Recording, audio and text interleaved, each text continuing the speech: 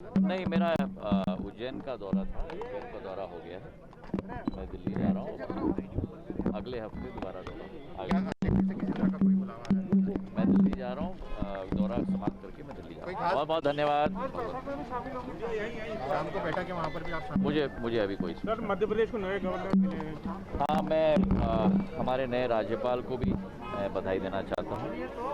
बहुत उनका एक अनुभव भी रहा और हमारे वर्तमान के महान व्यक्तित्व के धनी थावरचंद गहलोत जी को भी मैं दिल के गहराइयों से बधाई देना चाहता हूँ। कर्नाटक के राज्यपाल के रूप में पद ग्रहण करने जा रहे हैं। बहुत महत्वपूर्ण जिम्मेदारी है और मुझे दिल की गहराइयों से बहुत खुशी है कि थावरचंद जी के साथ 3 पीढ़ियों का संबंध रहा है और एक बहुत अहम जिम्मेदारी है और उनको बहुत बहुत हृदय के गहराइयों से बधाई। आप तैयार हैं कोई नई जिम्मेदारी के लिए? हालांकि बहुत कुछ नहीं बोले हैं, बस इतना कहा है कि दिल्ली जा रहा हूं। उज्जैन से सीधे दिल्ली के लिए रवाना हुए, यहां पर महाकाल के दर्शन किए। आज इससे पहले जो तस्वीरें सामने आई थी, ज्योतिरादित्य सिंधिया अब दिल्ली के लिए रवाना हो गए। मीडिया से बात कर रहे थे और जब उनसे पूछा गया कि क्या कोई नई जिम्मेदारी आपको दी जा सकती है या फिर आप नई जिम्मेदारी के लिए तैयार हैं, तो इस पर उन्होंने ज्यादा नहीं बोला, लेकिन थावरचंद गहलोत को जरूर बधाई उन्होंने दी है।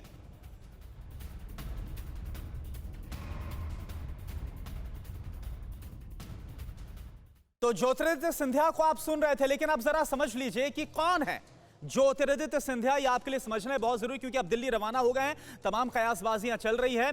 तो अब आप समझिए कि आखिर कौन है ज्योतिरादित्य सिंधिया।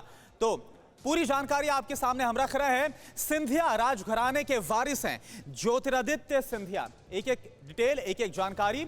2002, 2004, 2009, 2014 में मध्य प्रदेश के गुना से ज्योतिरादित्य सिंधिया सांसद बने। 2012 से 2014 तक मनमोहन सरकार में केंद्रीय मंत्री रहे, एक बड़ा चेहरा रहे हैं कांग्रेस का ज्योतिरादित्य सिंधिया। पहले 2019 लोकसभा चुनाव में बीजेपी प्रत्याशी से हार का सामना करना पड़ गया। मार्च 2020 में कांग्रेस छोड़कर बीजेपी में शामिल हुए थे। एक बड़ा नाटकीय घटनाक्रम सामने आया था, जो कि आपको पता भी है। जून 2020 में बीजेपी ने राज्यसभा सांसद ज्योतिरादित्य सिंधिया को बनाया और बड़ा सवाल यह है, जो कैबिनेट विस्तार की बात हो रही है, क्या इसमें एक ये नाम भी हो सकता है? इस वक्त हमारे साथ हमारे 2 संवाददाता जुड़े हुए हैं। हमारे साथ विपिन चौबे लाइव जुड़े हुए हैं और साथ ही हमारे साथ हमारे पॉलिटिकल एडिटर आमोद राय भी जुड़े हुए। लेकिन पहले विपिन मैं आपके पास आऊंगा, लेकिन आमोद मैं आपके पास पहले आ रहा हूं। ये बताइए, थावरचंद गहलोत का कर्नाटक जाना, बतौर राज्यपाल उनकी नियुक्ति होना, और अभी हम ज्योतिरादित्य सिंधिया को सुन रहे थे जो कि दिल्ली के लिए रवाना हो गए। कुछ कनेक्शन आपको नजर आ रहा है क्या? निश्चित तौर पर देखिए, कनेक्शन तो इसमें है ही। जो भी अभी राजनीतिक घटनाक्रम घट रहा है, इसका एक दूसरे से कनेक्शन है।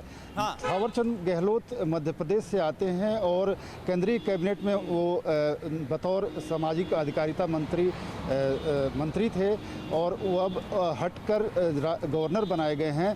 तो उनकी जगह पर मध्य प्रदेश का अगर रिप्रेजेंटेशन की बात की जाए तो ज्योतिरादित्य सिंधिया का आना तय है और ज्योतिरादित्य सिंधिया केंद्रीय कैबिनेट में लिए जाएंगे। जो परसों सुबह में केंद्रीय कैबिनेट का जो गठन होगा, जो नई कैबिनेट का एक्सपेंशन हो रहा है, उसमें उनको भूमिका दी जाएगी। तो ये कहीं ना कहीं आप जोड़ सकते हैं। इसके साथ ही आप ये भी समझिए कि जो केंद्रीय कैबिनेट में अभी लोग शामिल हो रहे हैं, तो राज्यों का रिप्रेजेंटेशन, उस वर्ग का रिप्रेजेंटेशन, इन सबको ध्यान में रखते हुए फैसला लिया गया है। उसी तरह से गवर्नरशिप में जो आज फैसला हुआ है, उसमें भी जातिगत समीकरण, वर्गीकृत समीकरण, इन सभी बातों का ध्यान रखा गया है। आज जो 8 राज्यपाल बनाए गए हैं, इसमें से 3 ओबीसी SC ST कम्युनिटी से बनाए गए हैं। तो मोदी सरकार जब भी फैसला कोई लेती है, तो उसके पीछे बहुत रणनीति के तहत, एक सोची समझी रणनीति के तहत किया गया काम होता है। कर्नाटक चूंकि 2 बार प्रभारी रह चुके। फिक्र आपकी, सोमवार से शुक्रवार रात 9 बजे सिर्फ TV9 भारतवर्ष पर।